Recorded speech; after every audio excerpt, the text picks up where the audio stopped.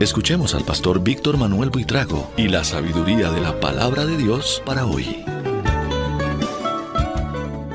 Bienvenidos a nuestra lección número 6 de Filipenses Inductivo.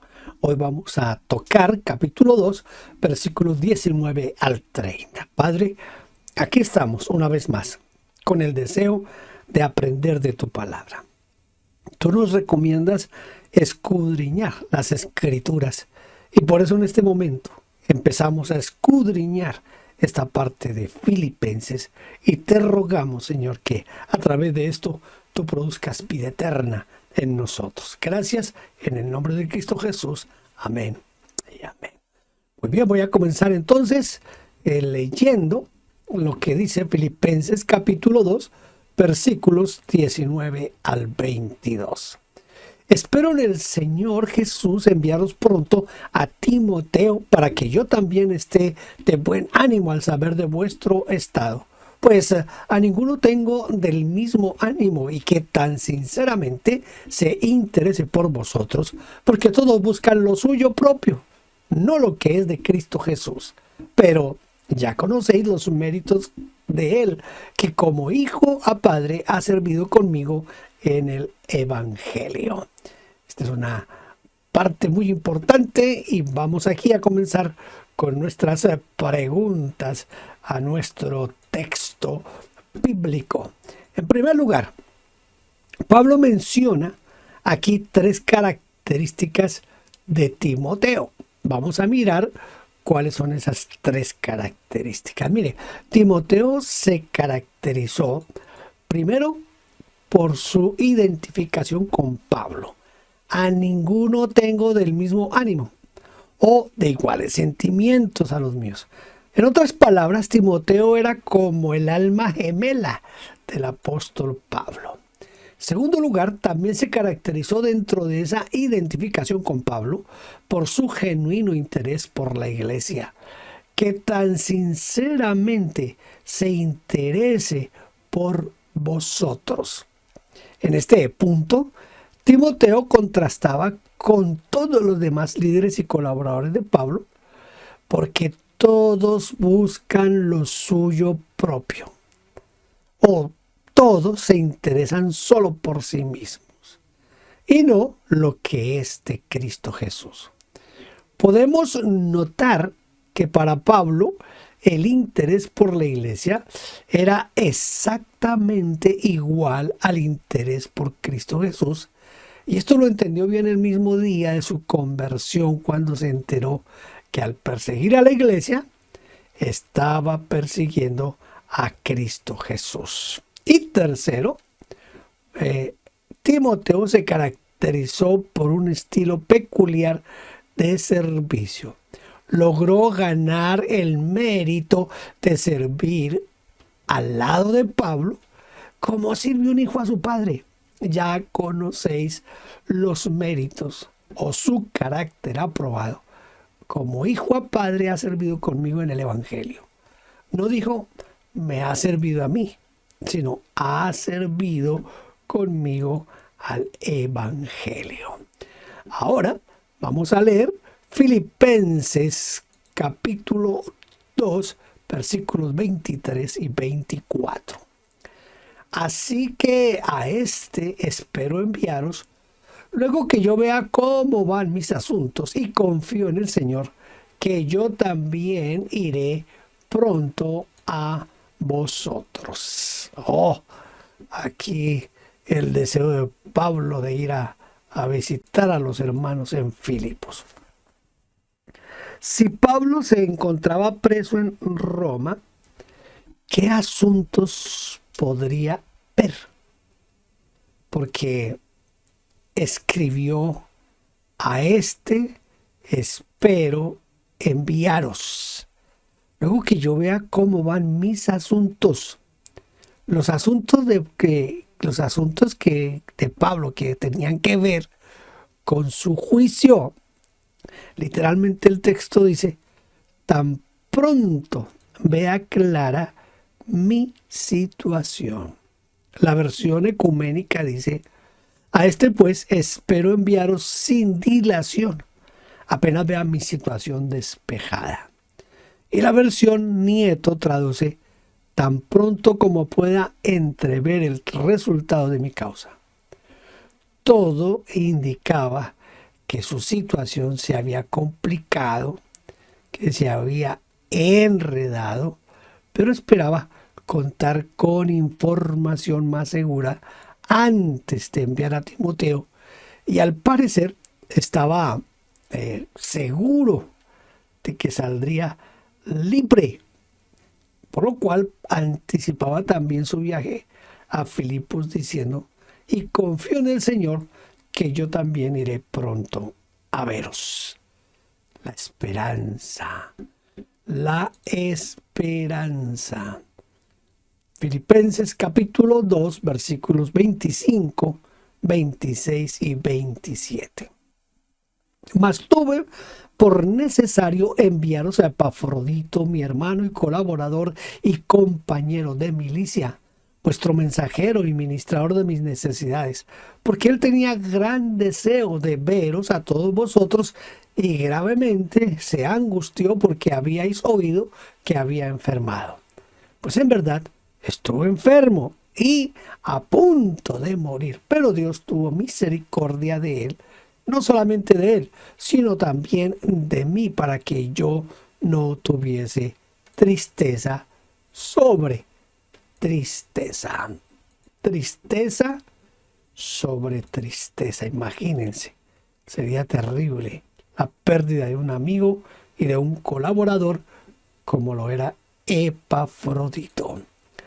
Pablo menciona 5 cosas sobre Epafrodito. Vamos a mirar esas 5 cosas, aunque en realidad sabemos muy poco de Epafrodito, y menos que su nombre griego significa apetecible. Podemos descubrir por la descripción de Pablo que Epafrodito tenía estas características. Primero, Epafrodito era miembro de la iglesia de Filipos, dado que Pablo lo llama mi hermano. Y otros traducen vuestro hermano. Literalmente dice el hermano. Segundo, era el colaborador o ayudante, es decir, cooperador, compañero de trabajo del ministerio apostólico del apóstol Pablo. Además, Epafrodito fue compañero de armas de Pablo o compañero de milicia, un camarada. Un amigo mío dice compañero de trinchera. Compañero de trinchera. Era un camarada, un compañero de trinchera. Es decir, aquel que está en el mismo batallón, en el mismo cuerpo del ejército. Es probable que Epafrodito mostrara siempre un temple semejante al de un soldado que sabe obedecer órdenes y enfrentar con valentía las adversidades. En cuarto lugar, también Epafrodito fue apostolón o mensajero enviado de la iglesia. Esto nos obliga a separar el ministerio apostólico en 3 categorías. Esto es importante.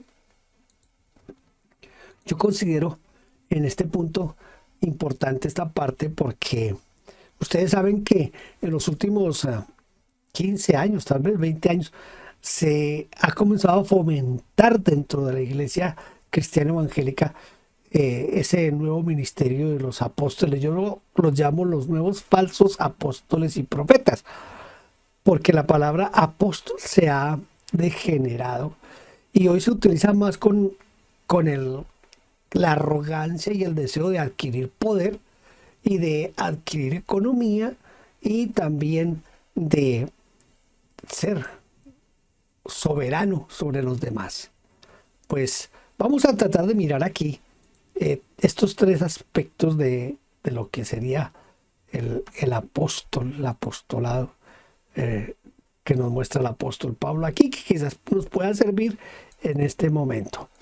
En primer lugar, pues los 12 apóstoles, que fue una categoría única y exclusiva sobre los cuales estaba fundada la iglesia, según dice Efesios 2:20, edificado sobre el fundamento de los apóstoles y profetas, siendo la principal piedra del ángulo Jesucristo mismo.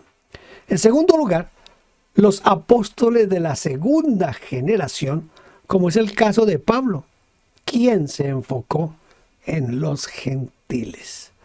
Y tercero, los apóstoles de las iglesias, es decir, los mensajeros de las iglesias que llevaban a cabo una función completamente diferente a los dos primeros grupos. Este último grupo no era referente como una autoridad última, porque es que aquí es donde yo creo que radica el problema de los nuevos falsos apóstoles. Porque no era eso, no tenían esa prerrogativa de ser autoridad sobre los demás, sino que más bien lo que hay que mirar aquí es que este último grupo estaba para resolver problemas, establecer y confirmar una doctrina.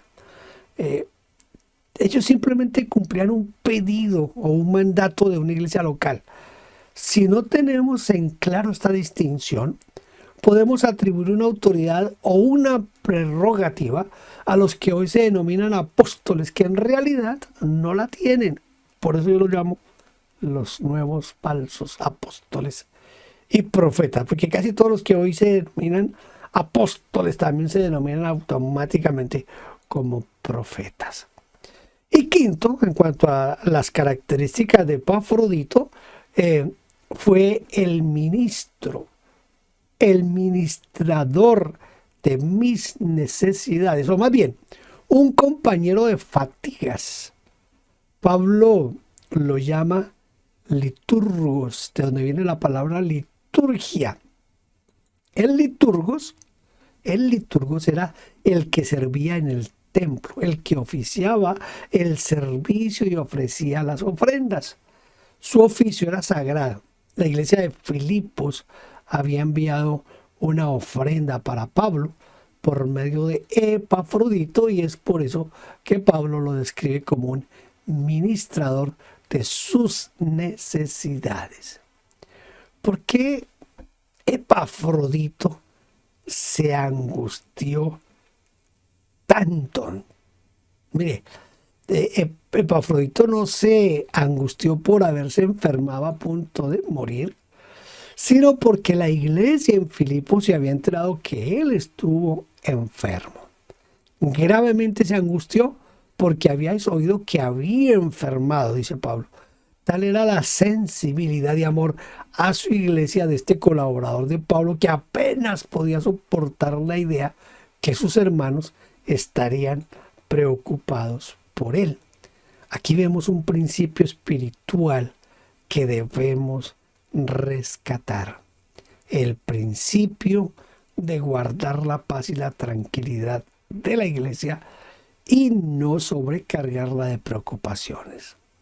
Eso lo tenía bien claro Pablo, que trataba siempre de alentar y animar a las iglesias cuando él estaba sufriendo.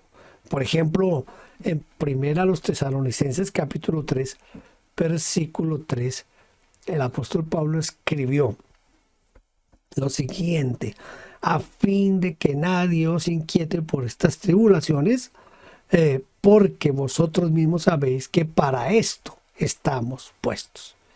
Y cuando escribió a Timoteo, dio una serie de exhortaciones sobre la oración a favor de las autoridades, abro comillas, para que vivamos quieta y reposadamente en toda piedad y honestidad. Esto dice 1 Timoteo 2:2. Por lo tanto, en lo que dependa de nosotros, debemos guardarnos de comentarios que puedan intranquilizar o perturbar a nuestros hermanos en la fe. Tenga en cuenta siempre eso. Entre menos preocupación cause usted a su iglesia local, mucho mejor. ¿De qué dependió la sanidad de Epafrodito? La sanidad de Epafrodito dependió de la misericordia de Dios, tanto para él como para Pablo, para que no tuviera tristeza sobre tristeza. Porque vivimos por la misericordia de Dios, y cuando la carga de una larga enfermedad se vuelve muy pesada, también morimos por su misericordia. La salud es misericordia de Dios, pero a veces lo es también la enfermedad, cuando ésta nos libra de un problema mayor. Incluso la sanidad es parte de su misericordia, no solo para el enfermo, sino para los que lo rodean, como en el caso del apóstol Pablo. Dios tuvo misericordia de él, y no solamente de él, sino también de mí, para que yo no tuviese tristeza sobre tristeza. Ok, leamos ahora versículos 28 al 30. Así que les envío con mayor solicitud, para que al verle de nuevo os gocéis y yo esté con menos tristeza. Recibidle pues en el Señor con todo gozo, y tened en estima a los que son como Él, porque por obra de Cristo estuvo próximo a la muerte, exponiendo su vida para suplir lo que faltaba en vuestro servicio por mí. ¿Qué significa que le envío con mayor solicitud? La expresión mayor solicitud se puede traducir por mayor premura o con urgencia, como traducen otras versiones. Por ejemplo, la Nueva Biblia Española dice: se lo mando lo antes posible. O la versión latinoamericana traduce: por eso me apresuro a mandárselo. Ahora, Pablo lo envió, y lo envió de regreso especialmente por dos motivos. ¿Cuáles fueron esos dos motivos? Primero, para que ellos al verle se alegraran, es decir, producir gozo en la congregación al ver que Epafrodito estaba bien. En segundo lugar, para quitarse algo de la tristeza que tenía. Miren, en el griego utiliza una palabra que significa libre de penas, menos triste o aliviado. Pablo estuvo triste por la enfermedad de Epafrodito, y al tener que despedirse de él, aunque estuvo triste por su partida, sintió que una parte de esa tristeza se fue al pensar en la alegría de la iglesia, y así pues se sintió aliviado. Esto es parte de nuestro, ¿cómo se dice? De nuestro diario trajinar. El apóstol Pablo, pues primero se sintió triste porque Epafrodito estuvo bien enfermo, porque dice que estuvo al punto de la muerte. Pero ahora se siente alegre porque está sano. Siente un poquito de tristeza porque lo va a enviar, se va a separar de Epafrodito, pero al mismo tiempo le produce alegría porque se va, porque está bien, o sea, su salud está bien. Hay la tristeza de la separación, pero hay la alegría de que su amigo, su colaborador, su compañero de trinchera puede ahora ir, que esto indica que estaba bien de salud Epafrodito. ¿No le parece como bueno esa parte? Mostrar esa parte humana del apóstol Pablo. Dos cosas pide Pablo a la iglesia de Filipo en relación con Epafrodito. ¿Cuáles son esas dos cosas? Bueno, pues vamos a mirarlas, esas dos cosas. Primero, reciban a Epafrodito con todo gozo. La versión latinoamericana dice: celebren pues su llegada y alégrense en el Señor. Es muy probable que el regreso prematuro de Epafrodito a causa de su enfermedad produjera en él un sentimiento de fracaso, porque viajó a Roma para servir con Pablo por mucho tiempo y fue obligado por Pablo a regresar. Pero una iglesia que celebra con gozo un regreso es lo más reconfortante para un alma que está en depresión, en frustración. En el segundo lugar, les pide que lo conviertan en un ejemplo, es decir, que honren a los que son como Epafrodito y tened en estima a los que son como él. ¿Por qué? Porque por la causa de Cristo ha estado a punto de morir exponiendo su vida para prestarme en lugar suyo el servicio que ustedes no podían, dice la Nueva Biblia Española. Al recordar a Epafrodito, ¿cuántos como él en nuestras iglesias deberían recibir el reconocimiento que merecen por su trabajo? Ellos realizan funciones como delegados, como misioneros, como mensajeros, como consejeros, como personas que a veces asisten a los enfermos, a veces sostienen a los débiles y mil tareas más que usted y yo sabemos que hacen los hermanos en las iglesias, ¿verdad? Creo que tendríamos que en cada iglesia se debería crear un ministerio que se llame Ministerio Epafrodito. ¿Qué le parece esa idea? Un ministerio que se llama el Ministerio Epafrodito, que se ocupe de hacer lo que la iglesia no puede, lo mismo que hizo este siervo de Dios con Pablo. Este ministerio sería para aquellos que arriesgan su vida trabajando, por ejemplo, con enfermos del SIDA, otras enfermedades contagiosas, o los que viajan a lugares distantes para visitar y ayudar a los que pasan grandes necesidades. En el campo misionero hay mucho de este tipo de personas. Nuestros epafroditos deben ser recibidos con una gran celebración y con mucho gozo. Deben ser estimados por toda la iglesia para que sirvan de ejemplo y de inspiración a las nuevas generaciones. Nosotros tenemos en Colombia un hombre que es como este Epafrodito. Él se llama Diego Flaminio Malaver. Y yo lo conozco desde hace muchos años. Lo conozco desde cuando él era un joven. Cuando yo lo conocí, creo que Diego tenía por ahí unos 20 años de edad, tal vez. Y desde que lo conozco, ha tenido una pasión especial por los indígenas colombianos.